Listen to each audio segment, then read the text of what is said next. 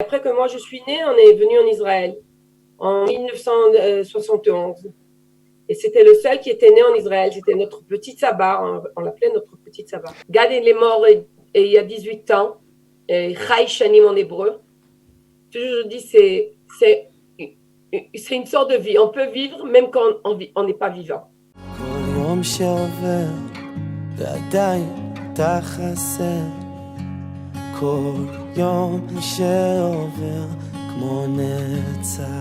À l'occasion de Yom HaZikaron, on évoque souvent de quelle manière les parents vivent la mort de l'un de leurs enfants à la guerre. On parle moins de la manière dont les frères et les sœurs vivent cette épreuve. Et nous allons le faire ce matin avec Viviane Elbaum. Et Viviane, bonjour. Bonjour. Merci d'être avec nous. Vous êtes la sœur de Gad Ezra. Gad Ezra qui est mort lors de l'opération Chomat Magen en 2002 à Jenin. On va bien entendu parler de quelle manière Gad a trouvé la mort pendant cette opération, mais je voudrais commencer en vous demandant si vous deviez résumer en une seule phrase qui était Gad. Alors, c'était une personne grande de taille, très heureux, très, très gentil et qui donnait beaucoup de lui-même, même pendant sa vie, pour les autres, qui était toujours en train de faire quelque chose pour quelqu'un d'autre. S'il était à l'armée, il voyait toujours si ses copains ils sont bien organisés, s'ils ont tout ce qu'ils ont besoin. Alors Gad est le dernier de 4 enfants dans la famille. Oui. Le dernier quand Gad est né, nous, on était déjà des très grands enfants. Ma soeur, elle avait 15 ans. Moi, j'avais 8 ans. Et on a encore 2 frères qui avaient 14 ans et 10 ans quand Gad est né. Ça veut dire qu'on était très grands. Et pour nous, c'était comme notre bébé. Moi, on m'appelait la petite maman. Où est la petite maman? Où est la petite maman? Je m'occupais de lui comme si c'était un enfant et pas un frère, parce qu'on était très grands. Alors, vous avez fait, vous et vos parents, votre alia de France, mais Gad est né en Israël, c'est-à-dire que c'était vraiment un tsabar, oui. C'était un Israélien. En fait, ma mère, elle est née à Oran, c'est une fille Salama, et la famille des grands-parents, c'est Mossonego de Mostaganem. Et mon père, il est né en Égypte. Mon père, il a fait une première fois alia d'Égypte en Israël, mais il est reparti en France d'étudier. Là-bas, il a rencontré ma mère. Et après que moi, je suis née, on est venu en Israël en 1971. Et c'était le seul qui était né en Israël. C'était notre petit sabbat. On l'appelait notre petit sabbat.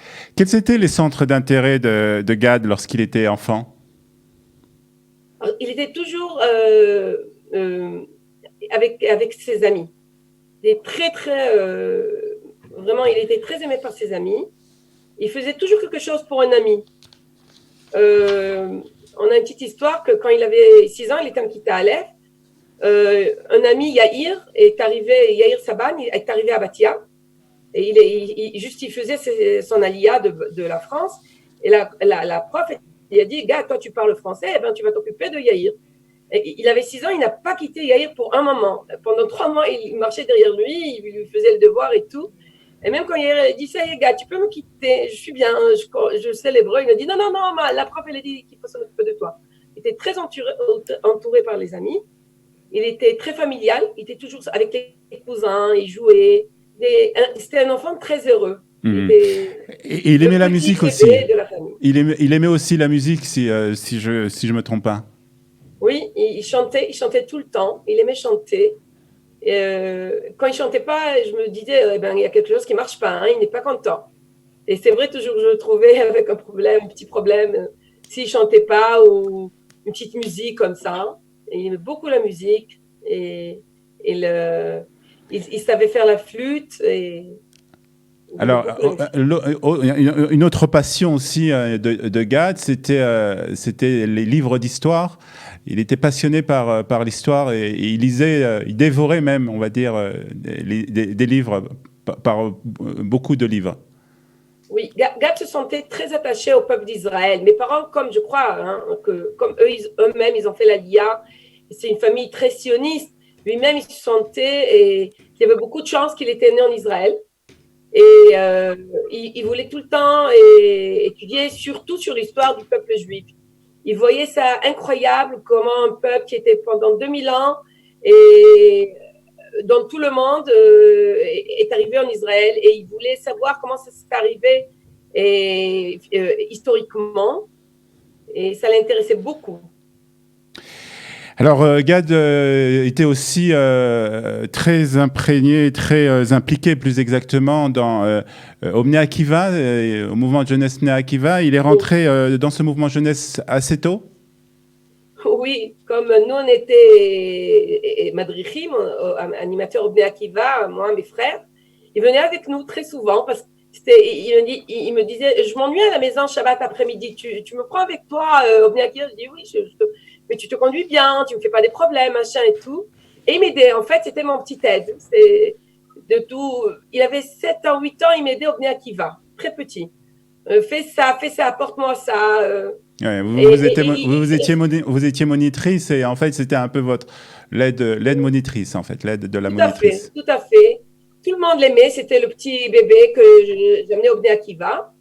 Alors depuis tout petit, il venait avec moi, et mes frères des fois aussi, bien sûr, Alors, et il nous aidait et il restait avec nous tous les Shabbats et des fois il venait avec nous pendant les tiolim, toutes les activités hors du Bnei Akiva alors, et les promenades. Alors Alors il pendant, aimait ça bien entendu, beaucoup. alors il a poursuivi donc en fait d'être son implication au Bnei Akiva, il est devenu Oui, moniteur et ensuite bien entendu après avoir terminé son bac, il a fallu comme chaque Israélien en Israël rentrer à l'armée d'Israël. C'était un moment important pour Gad de s'enrôler dans l'armée d'Israël. Oui, très très important. Il a commencé en fait par la direction de SDR quand on fait l'armée avec les études de la yeshiva de Or Etzion. Et quand on fait le SDR, en fait, on doit faire que 1 an et demi d'armée. Et pour lui, c'était tellement important de donner le maximum à l'armée d'Israël qu'il a fait 3 ans d'armée. Et il a quitté le SDR, même qu'il aimait beaucoup d'étudier la Torah. Il était très content à la yeshiva de Rotion chez le rabbin Druckmann, le grand rabbin Druckmann.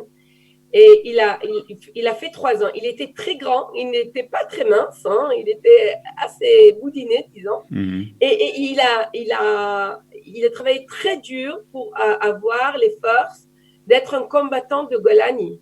Ah ouais. Et vraiment, c'était très dur pour lui, mais il n'a pas lâché. Il a continué de tout faire et il est arrivé à la fin. Alors, il termine bien entendu son service militaire et on va passer donc maintenant un peu à la période où l'événement Excuse-moi, il n'a pas exactement fini. En fait, il était il est tombé 1 mois avant de finir son service de 3 ans. C'est-à-dire qu'il était encore au service militaire lorsque cet événement s'est passé. Alors on va se projeter un peu dans cette période puisque nous sommes au mois d'avril 2002. Un attentat vient de se produire à l'hôtel Park de Netanya, un attentat meurtrier qui s'est produit pendant le Seder, donc le soir du Seder dans cet hôtel de Netanya. Et donc très peu de temps après, je crois, 1 ou 2 jours après, le gouvernement israélien décide une opération en Judée-Samarie, Chomat Magen, avec bien entendu beaucoup de soldats qui sont impliqués dans cette opération. Et parmi eux, Gad. Alors comment s'est passée cette opération pour Gad? Qu'est-ce qui s'est passé? Alors en fait, Gad est venu pour le CEDER en 2002 et vers 3h ou 4h du matin, on l'a appelé et on les a appelés au téléphone. On leur a dit qu'ils doivent rester avec le téléphone ouvert même pendant la fête et parce qu'il y a une chance qu'on les appelle. Et c'est vrai, il les a appelés. Et le matin de la fête, mon père, il l'a amené à 8h du matin à la station de train à Arlozerov à Tel Aviv. De là-bas, ils les ont pris. C'était la Il a dernière été fois que nous, mobilisé en fait en pleine nuit. Exactement, en pleine nuit. Il a quitté la maison vers 6h, 7h du matin. Il s'est préparé pendant la nuit. Il a quitté vite la maison. Et ils ont commencé Chomat Magen, les combattants de Golan, ils ont commencé Chomat Magen la veille de vendredi soir, Shabbat Chol HaMoed, et à Ramallah, dans la Moukata. Avant qu'il parte pour cette opération, est-ce que Gad vous a dit quelque chose? Est-ce qu'il a parlé de quelque chose de spécial avant de partir? Avec nous, les frères, non. Surtout avec les sœurs et ma mère, il nous donnait toujours l'impression que lui, rien ne peut lui arriver, qu'il est très bien, qu'il n'est pas en plein combattant, il n'est pas dans les places les plus risqueuses, ce qui n'était pas vrai, mais nous, en fait, on l'a cru. Mon père et mes frères, ils comprenaient un peu plus que nous quand même.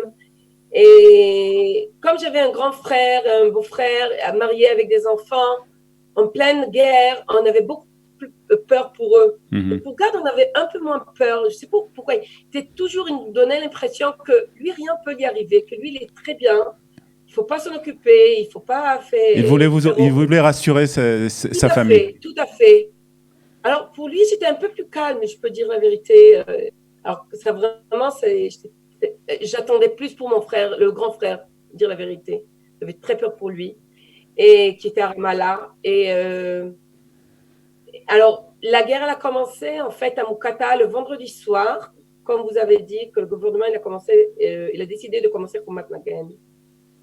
Alors ça a commencé, donc votre frère Gad est mobilisé et il se trouve donc à Jenin, dans la ville palestinienne de Jenin. Et là, il y a en fait un piège en fait qui est pratiquement un piège qui est tendu aux soldats israéliens. Et il y a un combat avec des Palestiniens et les soldats israéliens. Et que se passe-t-il à ce moment-là? Alors, le combat, il a commencé depuis la deuxième fête. La veille de la deuxième fête, c'était mercredi. Depuis mardi dans la journée, c'était un combat très, très dur.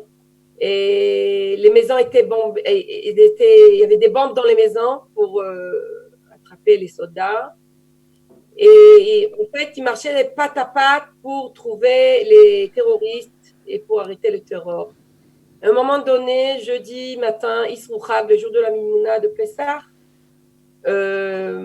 ils étaient, comme vous dites, ils étaient piégés et il y avait beaucoup de feu. Un ami à lui, un officier qui s'appelait Nissim Ben David, a été blessé. Et Gad est sorti de la maison, il était protégé pour s'en occuper de lui, pour essayer de le risquer, pour essayer de le sortir de là-bas, de s'occuper de lui.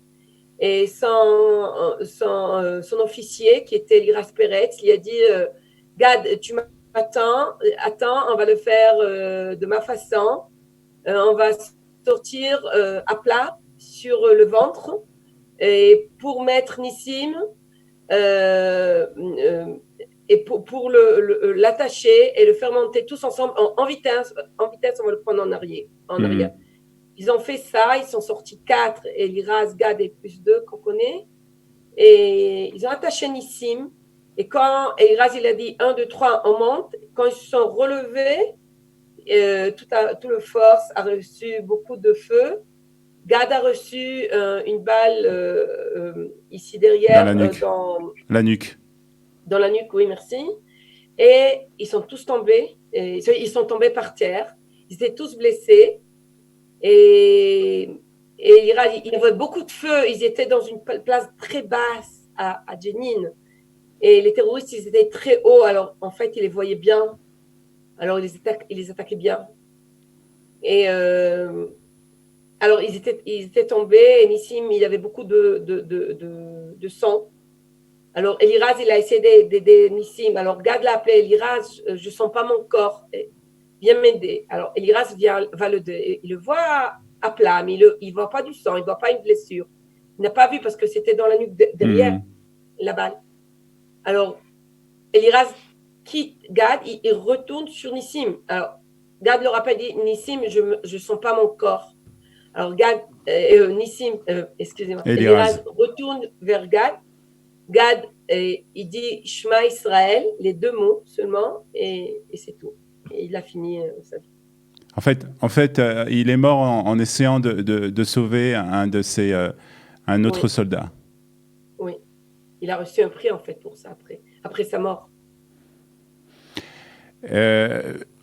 Alors, et avant de partir quand même, c'est pour ça que je vous posais la question, pourquoi est-ce qu'il avait des mots, est-ce qu'il avait pressenti quelque chose? Avant de partir, il faut dire que 3 mois avant que Gad meure au combat, il avait connu une jeune fille qui s'appelait Galit.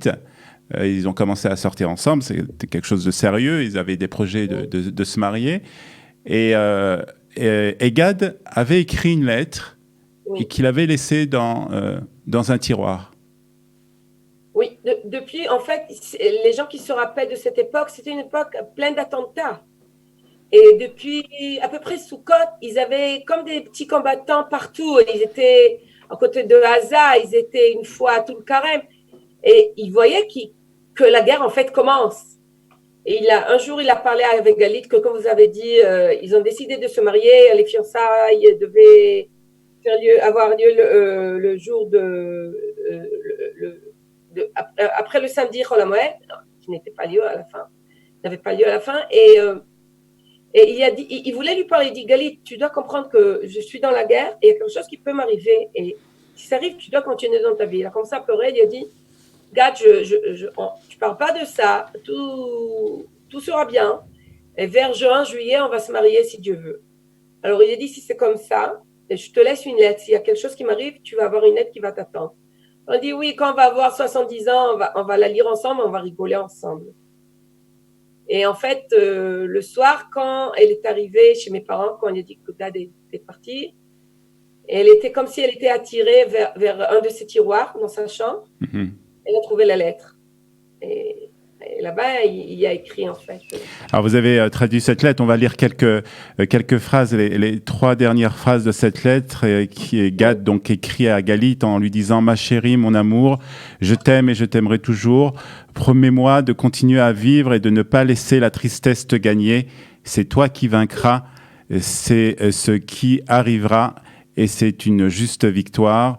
Je t'aime pour toujours, pour l'éternité et je suis toujours avec toi. » Des phrases, bien entendu, très fortes. Je suppose que lorsque Galit a trouvé cette lettre, elle devait être très émue.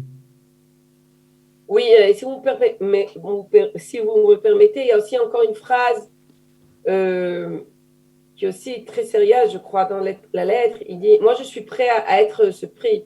Nous sommes obligés de nous battre contre les forces du mal, comme si nous n'avons pas de vie privée. » Et après, il dit tout est pour le bien. Je ne suis pas triste quand vous avez. C'est-à-dire que sa vie passée n'avait pas d'importance par rapport au clan d'Israël. Le peuple d'Israël vient avant sa vie privée. Mm-hmm. Tout à fait. Toute sa vie, c'était comme ça chez Gad. La vie d'autres personnes, des copains, de la famille, de l'armée, des amis, à l'armée, à la yeshiva, partout. Même des gens dans la rue, ils viennent toujours avant sa vie privée. En fait, elle ne pouvait même pas lire la lettre. J'étais juste à côté d'elle, dans la chambre de Gad. C'est mon frère qui l'a lu. Et peu à peu, en fait, on a compris, et chacun qui lit la lettre, il peut lire de cette façon, la lettre comme si elle était écrite pour chacun de Am Israël. C'est pas seulement pour Galit, en fait. Oui, exactement. Je ne crois pas qu'il a pensé à ça quand il a écrit la lettre. Il a pensé à Galit, il aimait beaucoup. Il était très attaché à elle. C'est un peu un testament spirituel de Gad. Tout à fait. Pour nous, c'est un vrai testament. Et vraiment, quand l'organisation a été créée, on a essayé en fait de la créer et de faire l'activité et en semblant de cette lettre. Ouais.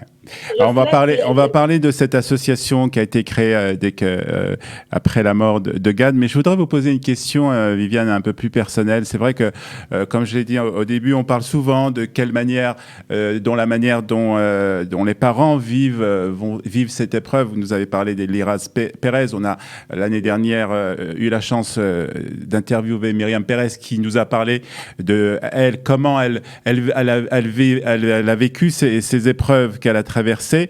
On parle un peu moins de comment les frères et les sœurs vivent cette épreuve. Comment vous l'avez vécu, vous? Au début, le premier mois surtout, c'était très, très dur. On sentait comme si nous, moi, j'ai senti comme si moi, je suis mort avec lui. Comme si je n'ai plus de cœur, comme si je ne peux plus vivre, comme si je n'ai plus d'oxygène. J'étais même malade, j'avais même des comprimés, des gens qui doivent respirer avec, un appareil. avec des médicaments. J'étais vraiment, et mes frères, c'était la même chose, ils se sentaient la même chose. On faisait nos activités, de faire attention de la maison, des enfants, on était déjà tous mariés avec des enfants. On est retourné au travail, mais comme des robots, sans aucun sentiment. On se sentait mort.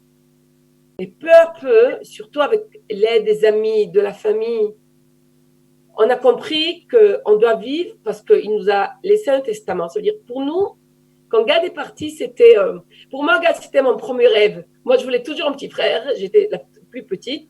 Et ma mère, elle m'a dit, ça y est, je suis vieille. Ma mère, elle avait 38 ans quand Gad est né. Et tu es la plus petite, tu vas rester toujours la plus petite. Je voulais un petit frère ou une petite sœur. Mais je ne sais pas pourquoi, surtout un petit frère. Et mes frères aussi, ils voulaient toujours maman, on veut un bébé. Maman. Non, vous êtes 4, c'est joli, 4 frères, ça suffit. Et quand Gad est né, c'était pour moi la plus grande joie de ma vie. Et alors, quand il est parti, c'était mon premier rêve qui était mort. C'était très, très dur. Mais peu à peu, vraiment, on a compris qu'on doit vivre une vraie vie, pas que physiquement, mais mentalement, pour garder la mémoire de Gad comme il voulait. Et il faut aussi aider les parents. C'est aussi quelque chose qui est compliqué à gérer. Oui, il faut, et même on a une grand-mère qui est toujours vivante jusqu'à aujourd'hui, il faut penser à elle aussi. Et alors, c'est compliqué. De notre côté, ça donne de l'aide, ça donne de la force.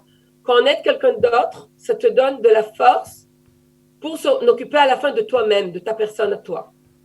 Alors, pour mes parents, pour leur donner de la force, pour qu'ils voient que nous, on est bien, alors on met une masque et on continue. À la fin, la masque, elle devrait une vraie masque. Le masque tombe. Vous avez, pour perpétuer le souvenir de Gad, vous avez créé une association. Comment avez-vous décidé de créer cette association, Viviane? Alors, en fait, l'Askara, le jour de 30 de Gad, 30 jours, on l'a fait dans la Yeshivat Bnei Akiva à Deret à Batia, parce qu'on a compris qu'on aurait beaucoup de monde. Dans la maison de mes parents, il n'y aura pas de place. On demandait de la Yeshiva de faire le Yom HaAskara dans leur Yeshiva. Ils ont accepté.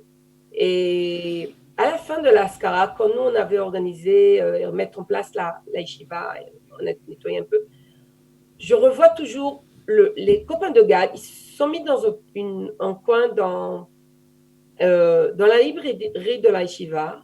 Ils ont dit, le Bnei Akiva, il est dans une situation très dure. Tout le monde est très triste à cause du décès de Gad. Tout le monde connaissait Gad. Gad était comme le petit roi du Bnei Akiva. Il aidait toujours. Il faisait la soukha du Bnei Akiva. Il aidait pour Hanouka. Alors, tout le monde le connaissait. Même les petits-enfants, même qui avaient déjà 23 ans. Qui n'était pas officiellement une partie du... Il ne faisait pas officiellement partie du Bnei Akiva, mais tout le monde le connaissait. Alors, ils ont dit, les copains, le Bnei Akiva, les amis, tout le monde est très triste, on ne peut pas continuer comme ça. Qu'est-ce qu'on fait? Alors, ils ne savaient pas quoi faire, ils parlent. Et à un moment donné, un copain de Gad qui s'appelle Avishai, il dit, qu'est-ce que Gad aurait fait? Alors, notre copain, aussi, il s'appelle Avishai, il dit, bien sûr, Gad, il aurait aidé quelqu'un d'autre pour que lui se sente un peu mieux. Mais c'est sûr, il aurait fait quelque chose pour quelqu'un d'autre. Alors, le premier Avishai, il dit, on va faire la même chose.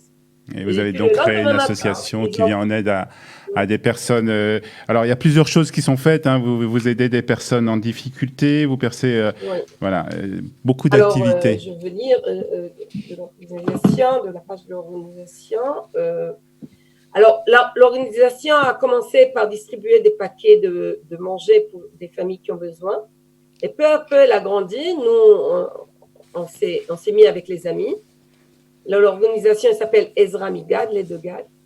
On a aujourd'hui plusieurs projets. Un des plus grands projets, c'est de donner avec des gens professionnels de l'aide à des familles avec des difficultés, l'aide comment sortir de difficultés. Par exemple, s'ils n'ont pas un métier. Leur apprendre un métier. Oui, exactement. On les met dans des cours de Misrad à Kalkala, du gouvernement, des cours pour leur donner des métiers, des petits métiers. On leur apprend comment écrire avec des gens professionnels, comme je dis, un CV. Ouais. Comment aller le matin au travail, comment tenir au travail. C'est plus qu'une aide matérielle, c'est vraiment une aide physique pour aider ces personnes pour sortir de la situation dans laquelle ils sont. On va terminer, Viviane. Est-ce que vous avez l'impression qu'à travers ces associations, à travers ces projets, vous avez l'impression de faire revivre Gad? Oui, tout à fait. Gad, il est mort il y a 18 ans. Chai Shanim en hébreu. Je dis, c'est une sorte de vie. On peut vivre même quand on n'est pas vivant. C'est une très grande organisation. On aide beaucoup de gens, Baruch Hashem. Et on a beaucoup des volontaires, beaucoup, des fois des centaines. Des fois, on n'y croit même pas à quelle quantité des gens qu'on arrive à aider. Ça nous donne beaucoup de force. On est très fiers de ça, on est très contents. On essaie toujours de faire des nouveaux projets. Par exemple, on allume avec des gens âgés qui vivent tout seuls à Bat-Yam et la Hanoukia pour Hanouka. Alors, la lumière, je dis, c'est la lumière de Gad. Quand je vois la Hanoukia chez une personne âgée, c'est la Hanoukia de Gad. C'est la lumière de Gad. Grâce à Dieu, je crois qu'on est arrivé à faire quelque chose quand même avec le fait que Gad est parti. Merci beaucoup, Viviane. C'est à vous. Merci de votre témoignage. Kol Tov. Kol Tov, toda.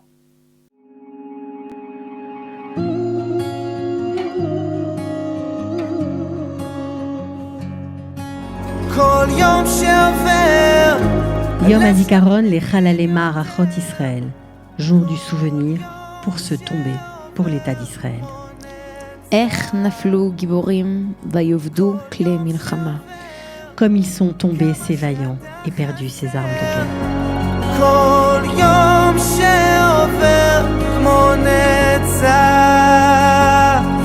כל יום שעובר ועדיין אתה חסר, כל יום שעובר כמו נצח.